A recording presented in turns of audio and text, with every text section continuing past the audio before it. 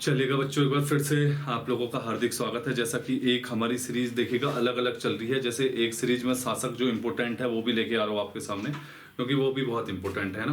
पहले दिन मोहम्मद बिन तुगलक बताया था, तो आज गयासुद्दीन तुगलक फिरोज शाह तुगलक बताऊंगा। बहुत इंपॉर्टेंट है, यहाँ से कई बार क्वेश्चन पूछे जाते हैं, है ना। तो देखिएगा हिस्ट्री के प्लेलिस्ट में ये सब डाल दूंगा, तो आप लोग वहां से देखते रहिएगा जो जो आप इंजॉय कर सकते हो, है ना, तरीके से। बाकी कोर्स तो चलाएंगे, क्योंकि अभी आपका पुलिस कांस्टेबल का है भी है, तो उसको भी मद्देनजर रखते हुए जो इंपॉर्टेंट चीजें हैं वो मैं सब करवा रहा हूँ आपको, है ना। तो कुछ भी ना छोड़े। तो यूके के लिहाज से सब इंपॉर्टेंट ही है, ये मत सोचना कि कुछ फालतू है ना। ऐसा तो है नहीं। हाँ मतलब कुछ ऊपर नीचे हो सकता है, बस वो आपका कोर्स सब परमानेंट चलेगा। लेकिन ये वाली जो हिस्ट्री वाली भी सीरीज चली थी, बहुत सारों का मैसेज आ रहा था कि सर कुछ इंपॉर्टेंट जो राजवंश के शासक है उनको करवा दो, जिससे क्वेश्चन बन सकते हैं। क्योंकि हमारा पेपर है तो उसको भी लेके मैं आगे चल रहा हूँ। आप लोग भी उसको कंटिन्यू करें, है ना। वो भी चलते रहे, जो जो इंपॉर्टेंट है वो मैं करवाते रहूंगा बीच बीच में। बाकी जिला सीरीज आपकी चली रहेगी, जल्दी करवा दूंगा, है ना। और अब हिंदी भी चलेगी, और कल आपका जो है इकोनॉमी का वीडियो आएगा, ठीक है। कल इकोनॉमी का वीडियो आएगा, और परसों आपका जो है हिंदी का वीडियो आएगा। कल इकोनॉमी का, परसों हिंदी का, है ना। तो वीकेंड में सर्कुलेशन चलाते हैं जल्दी जल्दी, क्योंकि हमें अपना सभी सब्जेक्टों में भी कमान बनानी है जो यूके के नजरिए से इंपॉर्टेंट है। क्योंकि पेपर इसी साल है, क्वेश्चन कहीं से भी टपक सकता है ना। तो देखिएगा, आप, मुझे पता है कि मेरे पास आप लोग जुड़े हो, तो आप लोगों को अच्छा खासा अनुभव है, और आप लगभग बेसिक भी कर चुके हो। तो हम लोग इम्पोर्टेंट ही चल रहे हैं, जो इम्पोर्टेंट चीजें है ना। तो देखिएगा, फिरोज शाह तुगलक की बात करते हैं।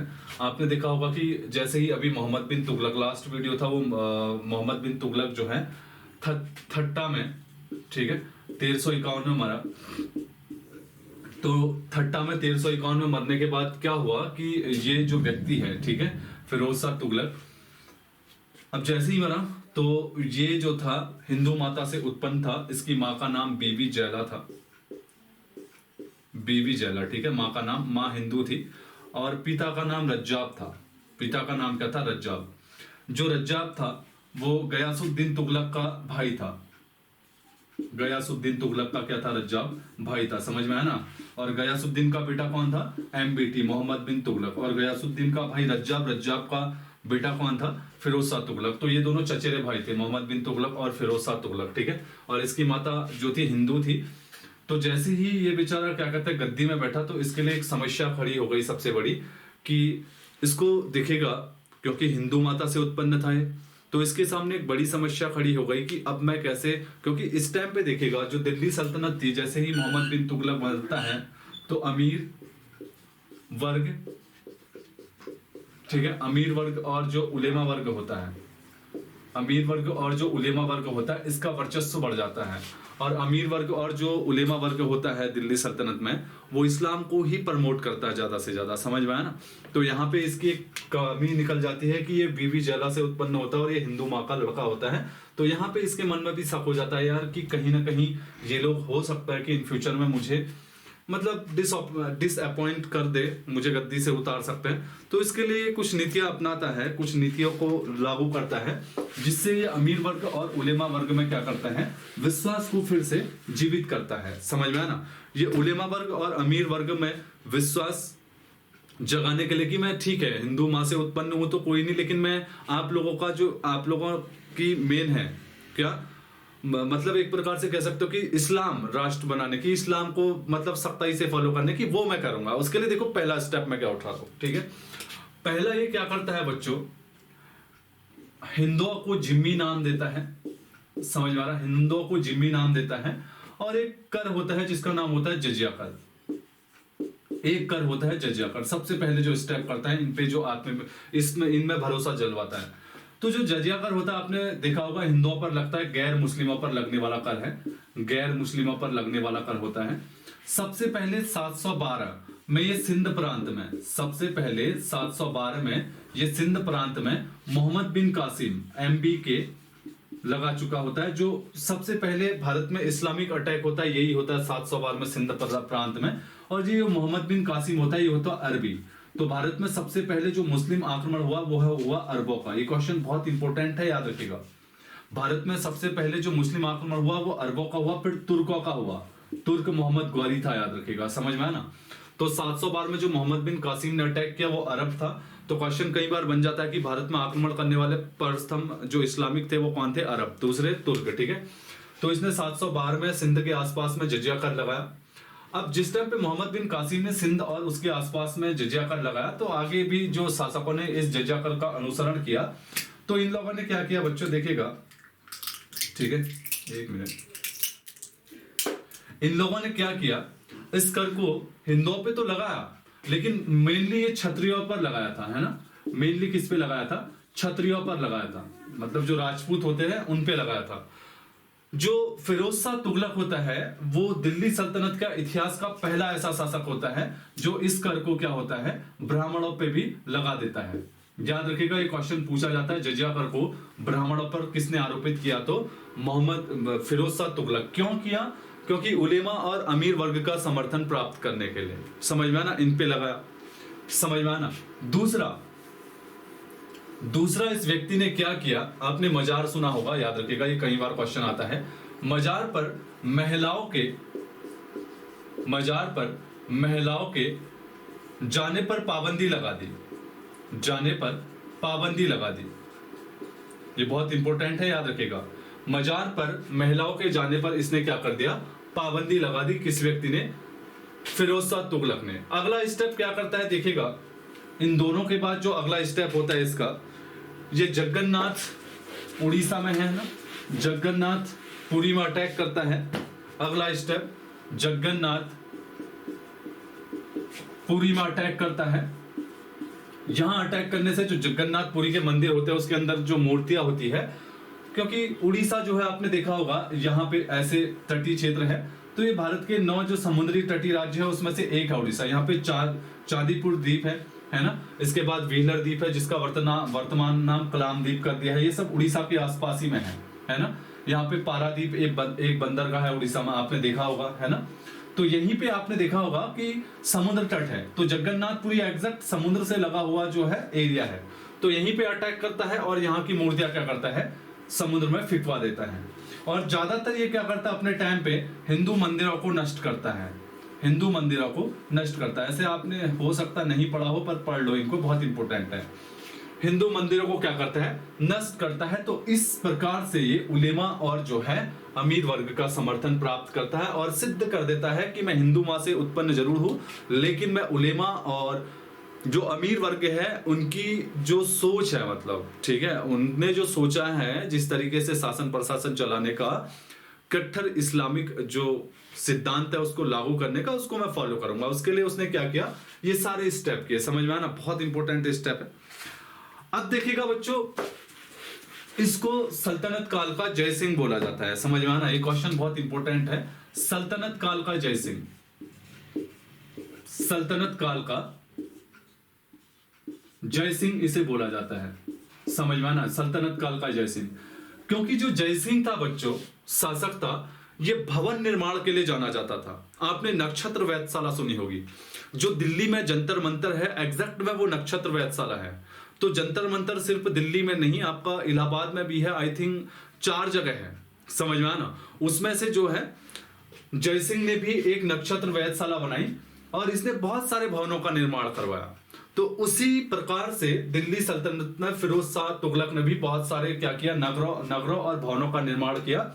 इसीलिए इस व्यक्ति को दिल्ली सल्तनत का क्या बोला जाता है, जय सिंह बोला जाता है। दूसरा बच्चों, इसको देखेगा, इसको दूसरा दिल्ली सल्तनत का अकबर भी बोला जाता है ना। दिल्ली सल्तनत का अकबर भी बोला जाता है, हर रीजन बताऊंगा, अकबर बोला जाता है इसको। दिल्ली सल्तनत का अकबर देखेगा, ठीक है, प्रशासनिक व आर्थिक सुधार, प्रशासनिक व आर्थिक सुधार के मद्देनजर रखते हुए इसको दिल्ली सल्तनत का अकबर कहा जाता है। जिस तरीके से अकबर की प्रशासनिक और आर्थिक नीति थी, उसी प्रकार से दिल्ली सल्तनत में फिरोज शाह की भी जो है प्रशासनिक और आर्थिक नीति थी। यानी कि दोनों की प्रशासनिक और आर्थिक नीति जो थी बिल्कुल मैचिंग थी। इसी मैचिंग के हिसाब से इसको दिल्ली सल्तनत का क्या बोला जाता है, दिल्ली सल्तनत का इसको अकबर बोला जाता है। अब देखते हैं ये क्या सुधार थे, ठीक है, क्या सुधार थे, बहुत इंपॉर्टेंट सुधार थे।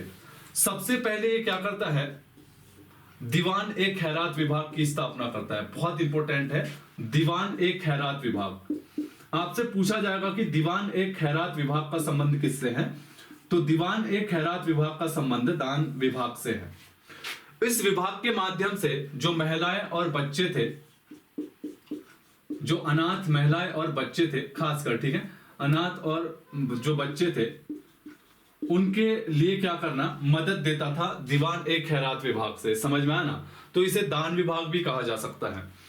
ये क्या करता था, इसके शासनकाल में कोई महिला और बच्चे बेचारे, उस टाइम पे यार अटैक होते थे, है ना, अटैक होने से क्या होता था कि अगर कितने बहुत सारे सैनिक मारे जाते थे, बहुत ज्यादा सैनिक मारे जाते थे। अब सैनिक ही कमारा उस घर का, वही मारा गया, तो बच्चे और औरत ऐसी स्थिति में क्या हो जाते थे, समझिएगा, बेघर हो जाते थे। तो इन स्थितियों से बचने के लिए फिरोज शाह तुगलक ने देखा यार कि ये स्थिति बहुत ही भयानक है, तो यार इसमें थोड़ा ना सुधार किया जाए, इनके लिए भी कुछ किया जाए। चलो मैंने उलेमा और अमीर वर्ग के लिए तो कर दिया, लेकिन इनके लिए भी करूंगा, तो क्योंकि एक खून तो उसका हिंदू वाला भी था, माँ वाला, है ना। तो ये क्या करता है, दीवान एक खैरात विभाग की स्थापना करता है, इसके माध्यम से महिलाओं और बच्चों की क्या करता है, सहायता करता है, इसे दान विभाग करते हैं। दूसरा, दारुल सफा, दारुल सफा, दारुल सफा एक चिकित्सा विभाग होता है, इसकी स्थापना करता है।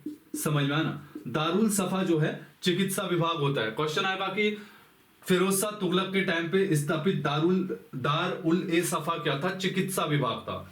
इसके माध्यम से ये क्या करता था, निशुल्क चिकित्सा देता था वृद्धों को, खासकर, है ना, सभी को देता था, मोस्टली मतलब टारगेट में थे वृद्ध लोग, उनको ये निशुल्क चिकित्सा देता था।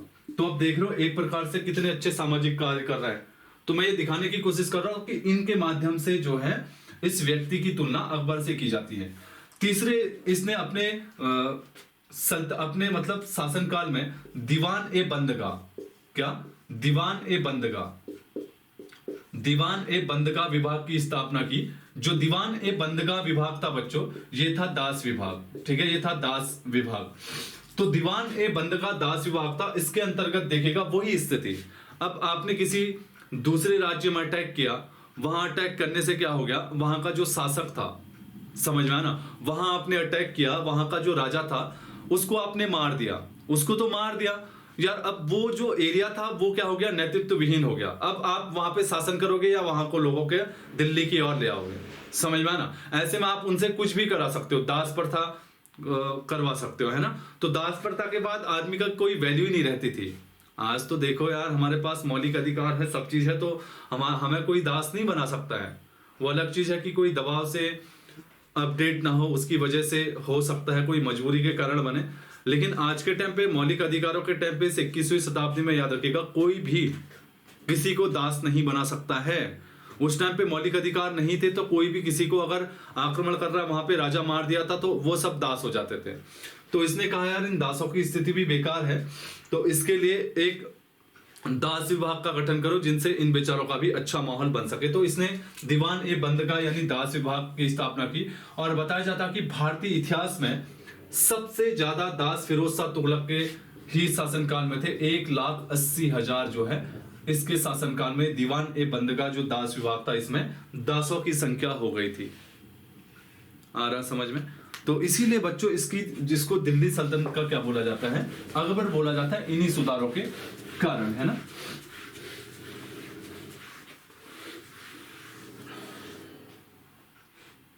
अगला देखिएगा, फिरोज शाह तुगलक की बात करते हैं।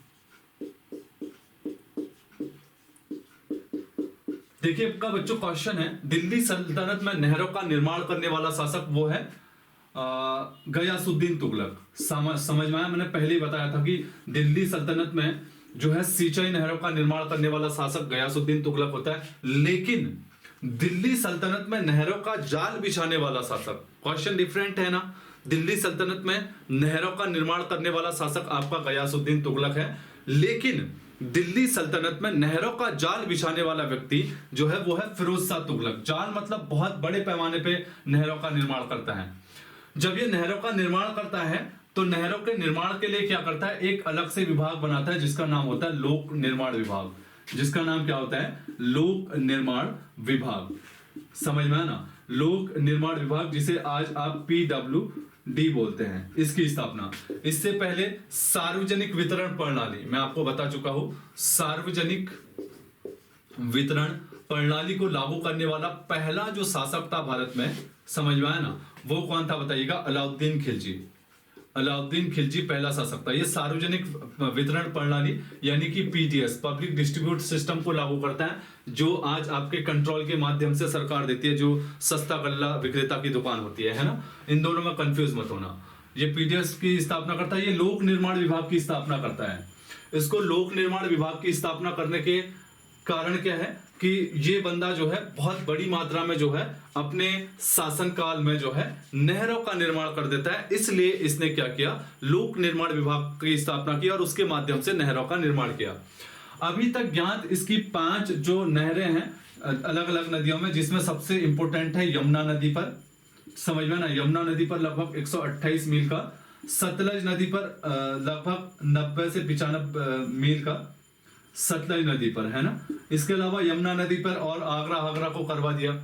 तो इसने ज्ञात अभी तक 5 जो नहरें बनाई। बताया जाता है कि 19वीं सदी तक भी भारत में न तो अंग्रेज बना पाए न ही मुगल बना पाए।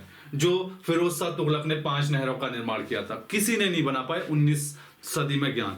तो समझ सकते हो इसने अपने शासनकाल में सिंचाई विभाग की स्थापना, हालांकि दीवान एक कोही की इसके चचेरे भाई गयास मोहम्मद बिन तुगलक ने की थी, उसकी सारी नीतियों को फेल होते हुए देख इसने क्या किया, इसने सीधे सिंचाई नहरों का जाल बिछा दिया। इसने कहा यार अगर ना तरीके से शासन करना है ना, तो सबसे पहले प्रोडक्शन होना चाहिए। प्रोडक्शन होगा, जनता के लिए खाने के लिए होगा, लोग एग्रीकल्चर में बिजी होंगे तो वैसे विद्रोह नहीं करेंगे। अब अकाल पड़ गया, लोग कहां से बिजी होंगे, लोगों के पास तो अकाल है, भुखमरी है, तो ऐसी स्थिति में विद्रोह होगा। जब 1326-27 में मोहम्मद बिन तुगलक ने दोआब क्षेत्र पे कर में वृद्धि कर दी, दोआब क्षेत्र था, सिंचाई नहीं थी, दोआब क्षेत्र था, तो उसको पता था कि यार नदी, 2 नदियों के बीच का क्षेत्र है तो पानी की कोई कमी होगी नहीं, ठीक है, नई पुरानी मिट्टी होगी, खादर और बागर, तो वहां पे हो जाएगा, जो भी है फसल हो जाएगा। लेकिन उसी बीच में फ्लैग फैलने से क्या हो गया, उसका पूरा प्लान फेल हो गया। तो उसी टाइम पे ये फिरोज शाह तुगलक इसके शासनकाल में था, किसके, मोहम्मद बिन तुगलक के। तो इसको आइडियाज लग गया था कि किस तरीके से शासन व्यवस्था संभालनी है। अपने भाई की तरह नहीं करूंगा मैं, ठीक है, मैं तरीके से और सिस्टम से चलूंगा, जिससे क्या होगी, जनता भी खुश हो जाएगी और विद्रोह भी नहीं करेगी। आई बात समझ में। तो इसने क्या किया, सिंचाई नहरों का निर्माण किया, लोक निर्माण विभाग की स्थापना की। इसके अलावा इवन बहुत ही इंपॉर्टेंट है, बहुत ही इंपॉर्टेंट, इसने बेरोजगारों को रोजगार देने के लिए रोजगार कार्यालय की स्थापना की। रोजगार कार्यालय की स्थापना करने वाला ये पहला शासक था भारत में, याद रखेगा। रोजगार कार्यालय की स्थापना की दिल्ली सल्तनत में, बेरोजगारों को रोजगार। मैरिज ब्यूरो मतलब जो मैरिज है, मैरिज सर्टिफिकेट है, उसके द्वारा मैरिज जिनकी शादी हो रही है उन सभी का भी ये इसने डाटा रखना शुरू किया मैरिज ब्यूरो के तहत, ठीक है।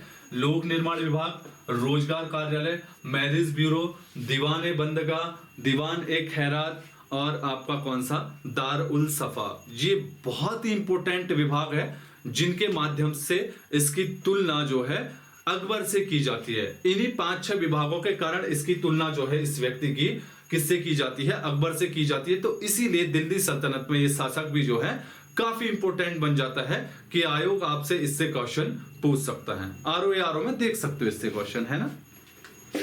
आगे देखते हैं इस व्यक्ति का, है ना।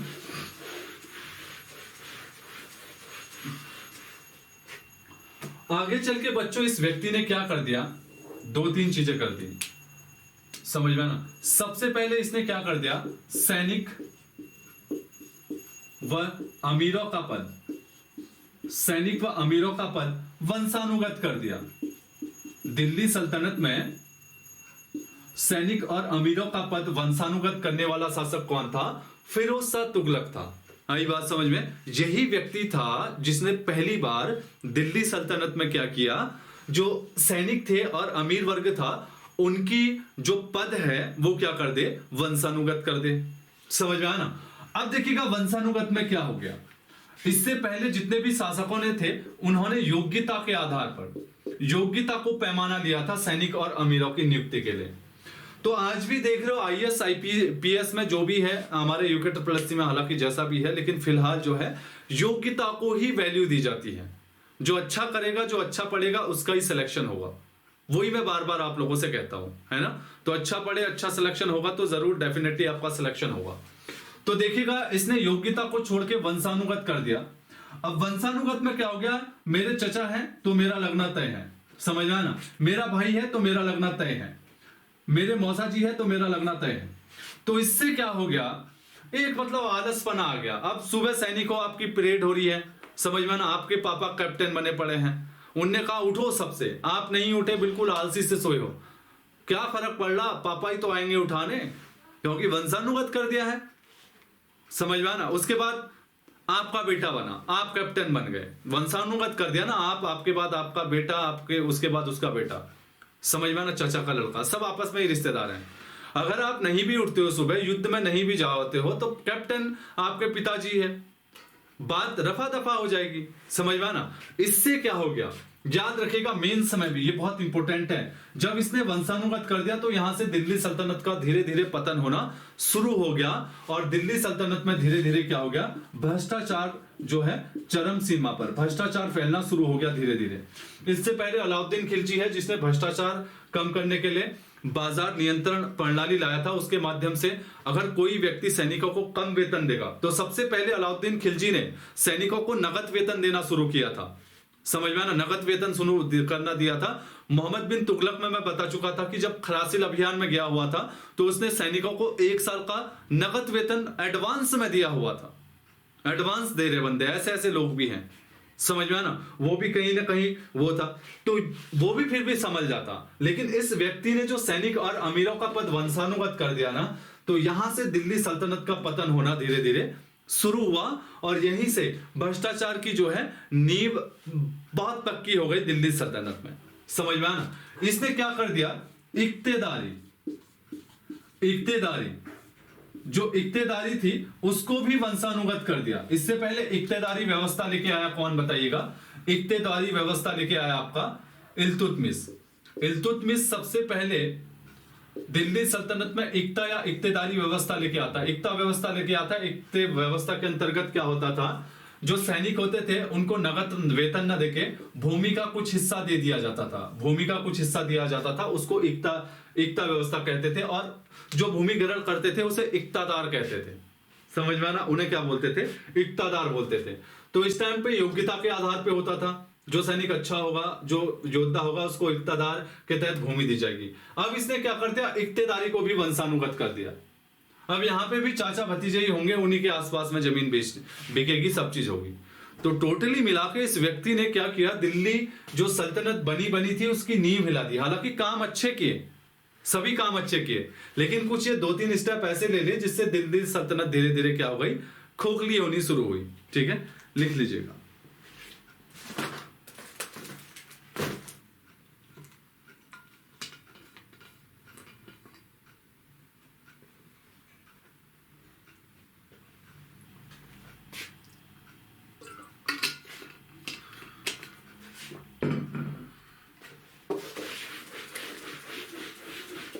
इसके अलावा इस व्यक्ति ने दिल्ली सल्तनत में 2 नए सिक्के चलाए, अदा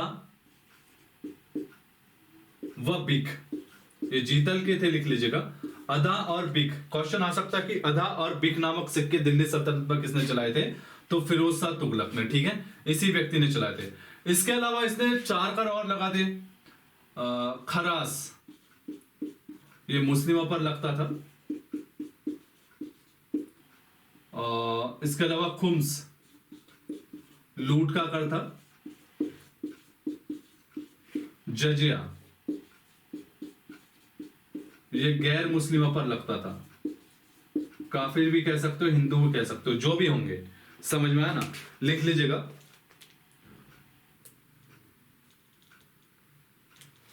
सॉरी, खराज जो था वो भूमि कर था। जकात था, जकात जो था ये मुस्लिमों पर लगता था, जकात कर मुस्लिमों पर लगता था। तो इसने 4 करों को फिर से सख्ती से लागू कर दिया, ठीक है, अपनी दिल्ली सल्तनत में।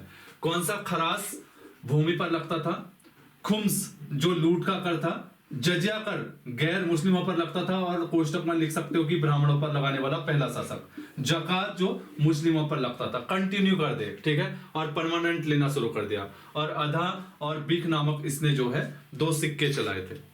समझ पा रहे हो, है ना? इंपोर्टेंट है यार, है ना? तो जो इंपोर्टेंट है थोड़ा डेप्थ में होता है तो उसको सीखते जाओ। इसके अलावा देखिएगा इस व्यक्ति ने क्या किया। इस व्यक्ति ने फिरोजाबाद, फिरोज शाह कोटला जो दिल्ली में है ना, हिंसार जो हरियाणा में है, इन नगरों की नींव डाली, इन नगरों को बसाया इसने, ठीक है। इसके अलावा इस व्यक्ति ने क्या किया, कुतुब मीनार, ठीक है, कुतुब मीनार पे जो है, समझ में ना, कुतुब मीनार ले लो इसको। कुतुब मीनार की नींव सबसे पहले लगता है, याद रखेगा, कुतुबुद्दीन ऐबक। कुतुबुद्दीन ऐबक इसकी नींव रखता है, किसकी, कुतुब मीनार की। समझ में आया ना? कुतुबुद्दीन ऐबक इसकी नींव रखता है और इल्तुतमिश इसे पूरा करता है, याद रखेगा, इल्तुतमिश इसे पूरा करता है, ये नींव रखता है। और फाइनल में जब इल्तुतमिश बनाता है तो 1 2 3 4 मंजिला बनाता है। तो इल्तुतमिश इसका निर्माण कार्य पूरा करता है। समझ में आया ना? नींव रखता है कुतुबुद्दीन और निर्माण कार्य पूरा करता है इल्तुतमिश। समझेगा इस चीज को, काफी कंफ्यूजन वाला है। अब फिरोज शाह तुगलक के टाइम पे क्या हुआ, जो चौथी मंजिल है ये, इसमें बिजली गिर गई और ये क्या हो गई, ध्वस्त हो गई, चौथी बिल्डिंग ध्वस्त हो गई। समझ में आया ना? इसने क्या किया, चौथी बिल्डिंग का रेनोवेट तो किया ही, चौथी बिल्डिंग का रेनोवेट किया, साथ में उसको 5वीं मंजिल बना दिया। साथ में क्या कर दिया, 5वीं मंजिल बना दिया। तो फिरोज शाह तुगलक ने एक प्रकार से मरम्मत कह सकते हो, है ना? फिरोज शाह तुगलक ने मरम्मत की और 5वीं मंजिल बनाई। देखो 4 मंजिल तक तो इल्तुतमिश ने बनाई, नींव डाली कुतुबुद्दीन ऐबक ने और पूरा किया इल्तुतमिश ने। लेकिन किसी कारणवश फिरोज शाह तुगलक के शासनकाल में बिजली गिरी, चौथी बिल्डिंग जो है ध्वस्त हुई, तो उसके बाद इसने क्या कर दिया, इसकी चौथी के साथ साथ 5वीं बिल्डिंग बना दी। किसने, फिरोज शाह तुगलक ने। और वर्तमान में इसकी हाइट पूछा जाता है कुतुब मीनार की, तो 72 पॉइंट कितना है, 5 है, लिख लीजिएगा।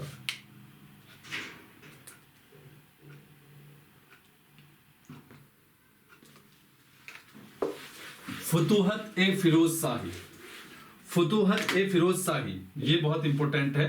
फुतूहत ए फिरोज शाही, फुतूहत ए फिरोज शाही, इसने फारसी में लिखी है, याद रखिएगा, फारसी में अपनी बायोग्राफी, आत्मकथा खुद लिखी है, अपनी आत्मकथा खुद लिखी है। क्वेश्चन पूछा जा सकता है कि निम्नलिखित में से किस शासक ने। फुतूहत ए फिरोज शाही फारसी भाषा में लिखी है आत्मकथा। इससे पहले बाबर ने भी बाबरनामा लिखी है तुर्की भाषा में, उसका फारसी में अनुवाद किया इसने किया अब्दुल रहीम खान खाना ने, उसका फारसी में अनुवाद किया है ना? ठीक है, ये लगभग आपका